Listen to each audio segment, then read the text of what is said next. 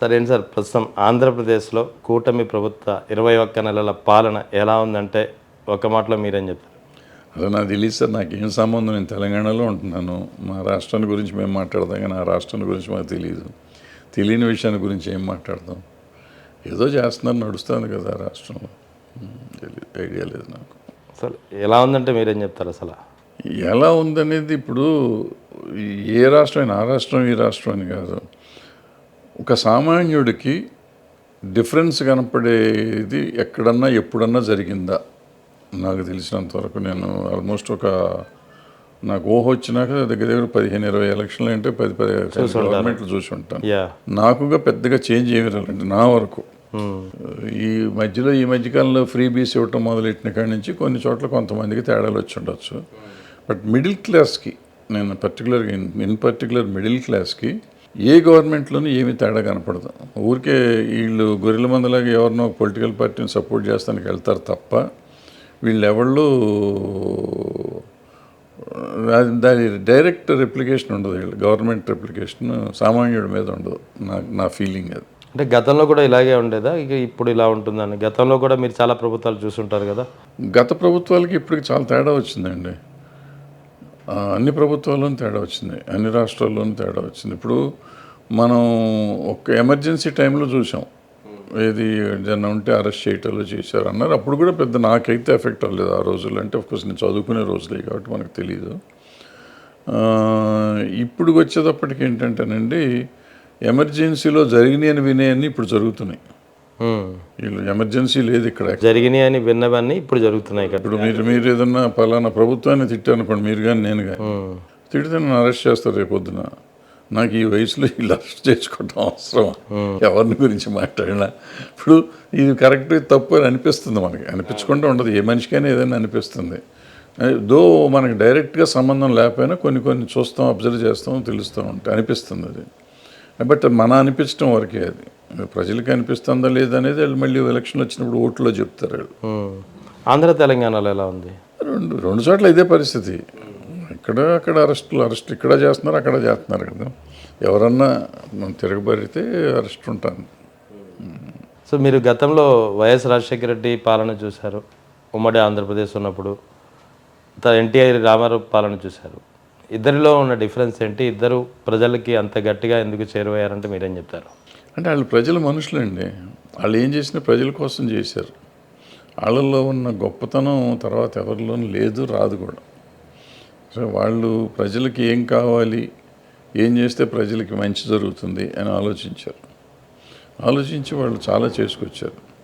ఇప్పుడు ఈయన దగ్గర ఆయన ఉన్నప్పుడు ఆడపిల్లలకి ఆస్తి హక్కు కల్పించాడు, ₹2 బియ్యం అన్నారు, రకరకాలు చేసుకుంటూ వచ్చారు. ఆయన ఇది పటేల్ పట్వారీ వ్యవస్థను రద్దు చేశారు. అట్లా చేసుకుంటూ ఆయన రామారావు గారికి చెప్తా ఉంటే ఆయనకి చాలా ఉన్నాయి. అలాగే రాజశేఖర రెడ్డి గారు వస్తే ఫ్రీ పవర్ ఇచ్చారు, ఈయన చేశారు. అండ్ ఈయన అవైలబుల్ కూడా, ఎవరు వెళ్ళినా కానీ ఆయన కష్టంతో వెళ్ళిన ప్రతి మనిషికి ఆయన రాజశేఖర రెడ్డి గారు అవైలబుల్గా ఉండేవారు, ప్రతి చేసి పెట్టేవారు. అంటే నాకు కష్టంలో ఉన్నానన్నా అంటే ఆయన ప్రభుత్వం నుంచి అన్నా చేసేవారు, లేదా సొంతంగా చేసేంత ఇదిగా ఉండేది, అది అవైలబుల్గా. ఆ తర్వాత ఉన్న వాళ్ళు ఎవరికి అది తర్వాత ఎవరికి రాలేదంటారా? 2019-24 మధ్య వైఎస్ జగన్ ఇప్పుడున్న గవర్నమెంట్కి ముందు గవర్నమెంట్ ఎలా జరిగింది పాలన? సార్ రెండు గవర్నమెంట్లు సార్, 14 నుంచి 19 కానీ 19 నుంచి 24 వరకు కానీ పాలన ఎలా ఉంది అనేది నాకు పెద్దగా చెప్పలేను. కానీ నేను రెండు గవర్నమెంట్లు, ముఖ్యమంత్రి కానీ మిగిలిన మంత్రులు కానీ మనుషులు ప్రజలకు అవైలబుల్గా లేరండి. వీళ్ళు మ్యాక్సిమం టైము రెండు ప్రభుత్వాలు, 2 టర్మ్స్ మ్యాక్సిమం టైం ఒకళ్ళనొకళ్ళు తిట్టుకోవటంలో గడిపేశారు. దో సెకండ్ టర్మ్లో, జగన్ గారి టర్మ్లో కొన్ని ప్రజలకి డైరెక్ట్గా సరుకులు అందటం కానీ, డైరెక్ట్గా ప్రతిదీ అందుబాటు, ఏది అనౌన్స్ చేస్తే అది అందుబాటు డైరెక్ట్గా రావటం లాంటి కొన్ని ఉన్నాయి. స్కూల్స్ బాగు చేశారు, బ్రహ్మాండ 40,000 స్కూల్స్ చేశారు, అవి చేశారు. ఇంటింటికి డాక్టర్ అన్నారు. అంటే వాట్ ఎవర్, అవన్నీ చాలా మంచి కార్యక్రమాలు చేశారు. ఆ చేసింది చెప్పుకోవటం మానేసి వాళ్ళు ఎంతసేపు వీళ్ళని తిడతాం, కులాల వారీగా తిట్టుకోవటం. అది మరి ముఖ్యమంత్రికి తెలిసి జరిగిందో తెలియకుండా జరిగిందో తెలియదు. నో దాని రిజల్ట్ కనపడింది ఎలక్షన్ అయిపోయినాక. సో ఆ తప్పు వాళ్ళు కూడా చేశారు. తెలుగుదేశం ప్రభుత్వం ఉన్న రోజుల్లో 14 నుంచి 19 దాకా కూడా సేమ్ వాళ్ళు చేసింది అదే రిపీట్ చేశాడు ఈయన. ఆయనకి ఎట్లా జరిగిందో అవమానం, ఈయనకి అలాగే అవమానం జరిగింది. సో వీళ్ళు ఇద్దరు మరి ఒకరినొకరు చూసుకుని చేస్తారా, కలిసి చేస్తారా? ఇప్పుడు మళ్ళీ వీళ్ళు అదే చేస్తున్నారు నాకు తెలిసినంతకంటే. పేపర్ కానీ టీవీ కానీ చూసింది చెప్తాను. నాకు ఇక్కడ రాష్ట్రంలో నేను చూడలేదు కాబట్టి నాకు తెలీదు. But same thing. ఆ రోజున జగన్ గారు ఏం చేశారు, చంద్రబాబు నాయుడు గారు ఏం చేశారో జగన్ గారు ఏం చేశారు, మళ్ళీ జగన్ గారు ఏం చేశారో చంద్రబాబు నాయుడు గారు చేస్తున్నారు. రిపీట్ అవుతుంది. ఈ మధ్యన చంద్రబాబు నాయుడు కొన్ని వ్యాఖ్యలు చేశారు. ఇద్దరి కన్నా ఎక్కువ మంది పిల్లల కంటే 25,000 నగదు పారితోషికం ఇస్తానని ముఖ్యమంత్రి హోదాలో ఒక వ్యక్తి చెప్పారు. ఓవైపు ఇండియా ఓవర్ పాపులేషన్తో సఫర్ అవుతుంది, బర్త్ కంట్రోల్ చేయాల్సిన అవసరం ఉందని చెప్పి పదే ప్రభుత్వాలు సందర్భం వచ్చిన ప్రతిసారి నొక్కి చెబుతున్న పరిస్థితి. ఇప్పటికే మన జనాభా చైనాని దాటి నెంబర్ 1లోకి వెళ్ళిపోయాం. అటువంటప్పుడు ముఖ్యమంత్రి స్థాయిలో ఆ వ్యాఖ్యలు ఆయనకి యాప్ట్ అవుతాయి. ఎందుకంటే ఆయన ఒక్కడితో సరిపెట్టాడు, ఆయన వారసుడు కూడా ఒక్కడితోటే సరిపెట్టాడు. వారసుడు ఒక్కడితో సరిపెట్టాడు మీరు ఎట్ట అనుకుంటున్నారు? అయితే అదే కదా సార్, 12 ఏళ్ళు అయిపోయి, చిన్న వయసే కదా, 12 ఏళ్ళు వచ్చింది బాబు. ఇప్పటి నుంచి 10 మందిని అంటారు. సరే, అంటే 25,000 పారితోషికం కోసం 25,000 కోసం ఎవరు కనరు కానీ, బట్ ఏమో ఆయన ఉద్దేశం ఏంటో మనకు తెలియదు కదండి. ఆయన ఎందుకు చెప్పాడో నాకు ఐడియా లేదు. నేను ఇందాక చెప్పాను కదా, చాలా విషయాలు నేను కొంచెం దూరంగా ఉంటాను. దూరంగా ఉండటం అంటే ఈ గాసిప్ లాంటివి తప్ప నాకు పనికొచ్చే సమాజం. ఇది గాసిప్ కాదు, డైరెక్ట్ చంద్రబాబు నాయుడు గాసిప్ అని నేను అంటలే. గాసిప్ అంటే ఆయన ఏ ఉద్దేశంలో ఎందుకు చెప్పి రాజకీయంగా ఆయన రాజకీయం తప్ప మాట్లాడు, మామూలుగా మామూలుగా ఆయన జనాభాని పెంచడానికి మాట్లాడలేదు, లేకపోతే ఇంకో మాట్లాడి ఉండడు. అవును, ఎందుకంటే ఎక్కడో ఏదో దానివల్ల లాభం ఎక్కడో ఏదో ఉండి ఉంటుంది ఆయనకి. సో ఆయన ఏం లాభం ఉందో నాకు తెలీదు. సో జనాభాని పెంచమంటే మాత్రం కరెక్ట్ కాదు. మామూలుగా మన సామాన్య పౌరుడిగా అయితే we should not encourage that. అవును, బట్ ఆయన ఎందుకు చేస్తున్నాడు, ముఖ్యమంత్రి హోదాలో ఉండి చేస్తున్నారంటే ఆయనకి రీజన్స్ ఆయనకే ఉండి ఉంటాయి, మనకు తెలియదు. So what ever reasons he may have, is it right are not అనేది ఇక్కడ చర్చ. రైట్ అని చెప్పేసే కదా, ముందే చెప్పేసే కదా. నా పాయింట్ ఆఫ్ వ్యూలో ఇట్స్ నాట్ రైట్ అండి, but he might be having his own reasons. అదేలేండి సార్. తర్వాత ఇంకొక లాస్ట్ మీ గురించి, ఈ మధ్యగా మొన్నటి వరకు కొంచెం బాగా అగ్రెసివ్గా అనుకోవచ్చు, లేకపోతే ఏదైనా ఇన్సిడెంట్ జరిగినప్పుడు స్పాంటేనియస్లీ మీ అంతటా మీరు ముందుకు వచ్చి రెస్పాండ్ అయ్యేవారు. బట్ ఈ మధ్యకాలంలో ఎందుకో మీరు సైలెంట్గా ఉంటున్నారు. ఏం లేదు, 2 ప్రభుత్వాలు ముందే చెప్పాక జైల్లో పెడతారు, ఏం మాట్లాడినా జైల్లో పెడతారు. ఎందుకు వచ్చిన గొడవ? నాకు ఏదో ప్రశాంతంగా జీవిస్తే సరిపోతుంది, నాకు ఎందుకు అవసరం? నాకు 80 ఏళ్ళు వచ్చేస్తాను, చూస్తా ఇవి వచ్చి ఇప్పుడు జైల్లో కూర్చుని చెప్పకూడదు అంటాం, ఇవన్నీ నాకు ఎందుకు అవసరం లేదు కదా.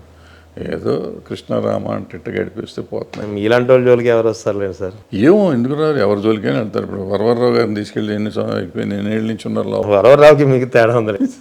వరవరరావు ఆయన సాయుధ పోరాటానికి సానుభూతి పరుడు, మీరు కాదు కదా. మేము సానుభూతి, కమ్యూనిస్ట్ పార్టీ సానుభూతి పరులు మీకు అట్లా అనుకుంటాం. ఆయన కమ్యూనిస్ట్ కదా, ఆయన రెవల్యూషనరీ కమ్యూనిస్ట్ పార్టీ సానుభూతి పరుడు. ఏదైనా కానీ, బట్ ఆయన అరెస్ట్ చేయాల్సినంత అవసరం ఏం లేదు. ఇన్నేళ్ళు జైల్లో పెట్టాల్సిన అవసరం లేదు కదా. సో ఎవరినైనా ఎందుకు పెడతారో ఏమీ తెలియదు. ఆయన అట్లా అనుకుంటున్నాం. మిగతా వాళ్ళు అందరినీ ఎంతమందిని పెట్టారు జైల్లో ఈ మధ్యకాలంలో? లాస్ట్ 10-15 ఇయర్స్లో ఎవరెవరిని పెట్టుకుంటూ వచ్చారు. బట్ లాస్ట్ 2-3 ఇయర్స్లో మరి ఓవర్గా అయిపోయింది. అదని కాదు, బట్ ఎందుకు అనవసరం. నేను యాజ్ ఎ సైడ్ స్లోగా నాకు ఇంట్రెస్ట్ పోయింది ఇటు మీద. అంటే సమాజం పట్ల అవగాహన లేని నాయకులతో మనం సెయిల్ చేస్తున్నాం. ఎగ్జాక్ట్లీ. సో వాళ్ళని గురించి మనం మాట్లాడతాం, వాళ్ళ గురించి బాధపడతాం. ఇప్పుడు నా పరిధిలో నేను చేయగలిగింది అన్నట్టు నేను చేసుకుంటే బెటర్. ఇప్పుడు నా ఎనర్జీస్ అన్నీ చంద్రబాబు నాయుడు గారిని తిడతానుకో, రేవంత్ రెడ్డి గారిని తిడతానుకో, జగన్ గారిని తిడతానుకో నేను వేస్ట్ చేశాను అనుకోండి, అక్కర్లా. నేను ఖాళీగా చేసుకుంటా అంటే ఎవరో ఒకళ్ళు చిన్న నా పరిధికి చిన్న కష్టంలో ఉన్నాడు వస్తే నా పరిధికి నేను సాల్వ్ చేయగలిగానంటే చాలు, దేశానికి మేలు చేసినట్టు అవుతాను. నాకు వీళ్ళని గురించి మాట్లాడి టైం వేస్ట్ అవుతుంది నాకు. అంటే మీరు టైం వేస్ట్ అనుకుంటున్నారు, కానీ మొన్నటి వరకు మీరు చేసినటువంటి కామెంట్స్ కానీ మీరు చేసినటువంటి విశ్లేషణలు కానీ తమ్మారెడ్డి భరద్వాజ గారు ఇలా అన్నారు అని ఒక ఇంపాక్ట్ అయితే ఉంది. సరే, ఇంపాక్ట్ ఉందంటే ఏమవుతుందంటేనండి, అది నేను విచిత్రం ఏంటంటే నాకు ఎందుకు కోపం వస్తుంది, నాకు బాధ వేస్తుంది ఏంటంటే, నేను ఇవాళ చంద్రబాబు నాయుడు గారు చేసింది కరెక్ట్ అన్నాను అనుకోండి, ఈ జగన్ గారి పార్టీ వాళ్ళంతా ఇదిగో నా కొడుకు వెళ్ళిపోయాడు, వీడు కమ్మోళ్ళు కలిశాడు అంటారు. సో ఎప్పుడో నాకు జగన్ గారు అదేదో స్కూల్ చేశారని చెప్పి నేను అనగానే ఇదిగో వీడు రెడ్ ఉంది కదా, వీడు వెళ్ళి రెడ్లో కలిసిపోయాడు, వీడు దరిద్రుడు, వీడు కమ్మోళ్ళే బయలుయ్యారని వీళ్ళు అంటారు. ఇది అసలు ముందు కులాన్ని తీసుకొస్తున్నారు ఫస్ట్. రెండోది అసలు మానవత్వం లేకుండా మాట్లాడుతున్నారు. అల్టిమేట్గా నేను నా గర్కానా ఘాట్కాలాగా నేను ఏ పార్టీ నాకు తెలియదు, నేను పార్టీ కదా, మానవత్వం సైడ్ నేను ఉంటాను. బట్ నన్ను వీళ్ళిద్దరూ 2 పార్టీలకు ముద్ర వేసుకున్నారు, 2 పార్టీల్లో తీసేస్తారు, ఉంచుతారు. వాళ్ళు ఇష్టం వచ్చిన రోజు వాళ్ళ పార్టీలో ఉంచుకుంటారు, ఇష్టం లేని రోజు ఇంకో పార్టీలో వేస్తారు. సో వీళ్ళ కోసం మనం మాట్లాడాలి అనేది నాకు తెలుసు. మాట్లాడటం వల్ల కొన్ని లాభాలు ఉంటాయి, ప్రజలకు లాభం ఉంటుంది, నష్టం ఉంటుంది అని నాకు అనిపిస్తుంది. కానీ దేనికోసం నాకు అర్థం కావట్లేదు. అంటే ఇవాళ మనుషుల్లో చదువుకున్న వాళ్ళతో సహా మారిపోయారండి, బాగా ఆలోచన విధానం మారిపోయింది. సో ఇక మనం దీన్ని బాగు చేస్తాము, వీళ్ళు మామూలుగా ఉన్నారనే ఫీలింగ్ పోయింది, నాకు నమ్మకం పోయింది. సో నేను ఇప్పుడు ఏమనుకుంటున్నానంటే ఇంకా అట్లీస్ట్ ఈ అయిపోయింది కాబట్టి ఆల్మోస్ట్ ఇంకా మ్యాక్సిమం అంటే 5-10 ఏళ్ళు ఉంటాం మనం. ఈ 5-10 ఏళ్ళన్నా ప్రశాంతంగా జీవిద్దాం, ఉన్న వాళ్ళతో మంచిగా ఉందాం. ఎందుకు రోజు తిట్టించుకోవటం, ఈ పార్టీ వాళ్ళు ఆ పార్టీ వాళ్ళతో తిట్టించుకోకుండా బతుకుదామని కోరిక అంత. అంటే గత కొద్ది రోజులుగా మేము కూడా అబ్జర్వ్ చేస్తున్నాం. అంటే ఈ ప్రభుత్వం వచ్చిన తర్వాత అనే కాదు, ఇక్కడ వైఎస్ఆర్ కాంగ్రెస్ పార్టీకి అనుకూలమని కాదు, తెలుగుదేశం కూటమి ప్రభుత్వానికి వ్యతిరేకమని కాదు, కానీ ఈ 21 నెలల కాలంలో అయితే ఎన్ని దారుణాలు జరగకూడదు అన్ని దారుణాలు అప్పుడు జరిగినాయి, ఇప్పుడు జరిగింది సార్. 14 నుంచి 19 దాకా ఉన్నప్పుడు మేము వైజాగ్లో మమ్మల్ని అరెస్ట్ చేశారు. ఎవరు? చంద్రబాబు నాయుడు గారి ప్రభుత్వం. అప్పుడు మేము అడిగాము ఈ ఏమో హక్కులు, విభజన హామీలు నిర్వర్తించాలని చెప్పి వైజాగ్లో చేసాం. అప్పుడు పవన్ కళ్యాణ్ గారు కూడా వస్తానని చెప్పి ఆయన రాలేదనుకోండి, మన చలసాని శ్రీనివాసరావు గారిని వాళ్ళని అరెస్ట్ చేశారు. నేను సంపూర్ణేష్ బాబు వెళ్తే సంపూర్ణేష్ని అరెస్ట్ చేసి రాత్రి దాకా వదిలిపెట్టల, నేను తప్పించుకుని బయటకు వచ్చేసాను. కానీ సో అప్పుడు అరెస్ట్ చేశారు. అదే రోజు జగన్ గారు వస్తే అది ఇక్కడ ఎయిర్పోర్ట్లో ఆపేసి ఆయన చేశారు. ఆయన ఆపినాక ఏం చేశారు, ఈయన తక్కువ తిన్నాడా? చంద్రబాబు నాయుడు గారు వైజాగ్ వస్తే ఆయన ఆపారు, పవన్ కళ్యాణ్ గారు వస్తే ఆయన ఆపారు. సో ఏంటి వీళ్ళకి అర్థం ఏమన్నా ఉందా? సరే ఒకడు ఆపాడు, మొత్తం తప్పు చేశాడు, నువ్వే చెప్పావు, మళ్ళీ నువ్వెందుకు ఆ తప్పు చేసావు? ఇప్పుడు రేపు ఈయన పొరపాటున వస్తే మళ్ళీ వాళ్ళని ఆపుతారు. ఇదే ఈ ప్రభుత్వాలు రన్ చేసేది మనం పగ సాధింపులకి రెడ్ బుక్లకి కాదండి. మనం ప్రభుత్వాలు రన్ చేసేది ప్రజల కోసమే మేము చేస్తాం అనే రోజున మనం అప్పుడు ఈ దేశం బాగుపడిందని అనుకోవాలి. వాళ్ళ కోసం వాళ్ళు చేసుకుంటున్నారు. ఇలాంటి సమాజంలో మనకి ఎక్కువ మాట్లాడే టైం వేస్ట్. మనం ఎంతవరకు ప్రతి మనిషి వాళ్ళు చాలామంది స్వచ్ఛందంగా చాలా చేస్తున్నారండి. వాళ్ళు ఎవరు ఏమీ లేకుండా సమాజం ఇట్లా లేదు. ప్రభుత్వాలు ఏమీ చేయట్లా. ప్రభుత్వాలు వాళ్ళ మనుగడ కోసం వాళ్ళ కష్టాలు వాళ్ళు పడుతున్నారు. స్వచ్ఛందంగా ఇప్పుడు ప్రతి మనిషి అండి ఎవడో ఒకటి ప్రతిదీ చిన్న ఎన్జిఓలు ఇంకోటి పెట్టు ఎన్నో ఎన్జిఓలు చాలా సేవలు చేస్తున్నారండి. అట్లాగే కొంచెం సర్వైవ్ అవుతుంది సమాజం. అదే ఇప్పుడు లాస్ట్ ప్రశ్న, ఫైనల్గా ఇంకా 3 ఏళ్ళ సమయం ఉంది, కానీ ఒక సిటిజన్గా కావచ్చు, ఇన్నాళ్ళు ప్రతి విషయం మీద స్పందించినటువంటి ఒక సామాజిక రాజకీయ వ్యవహారాలపై అవగాహన కలిగిన వ్యక్తిగా కావచ్చు, 2029కి పరిస్థితి ఎలా ఉండొచ్చు అంటే ఏం చెప్తారు? ఏముంటుంది, ప్రజల సంగతి చెప్పలేమండి. వాళ్ళు ఎట్లా ఉంటారు అనేది మనకి సైలెంట్ ఓటింగ్ అండి. ఇప్పుడు మన దేశంలో ఎప్పుడు ఏముంటుందో మనకి తెలియదు. ఏమైనా జరగచ్చు. ఏం జరిగినా మనం ఆశ్చర్యపోకర్లు. ఏం జరుగుతుందని ప్రెడిక్ట్ చేస్తానికి మనం జ్యోతిష్యులం కాదు కదా. మన ఊరికి వాళ్ళు గెలుస్తారు వీళ్ళు గెలుస్తారని పార్టీలు మార్చేయటం అనవసరం. But we don't know, anything might happen. Right. ఏం జరిగినా మనం ఆశ్చర్యపోకర్లా. రైట్. Thank you sir.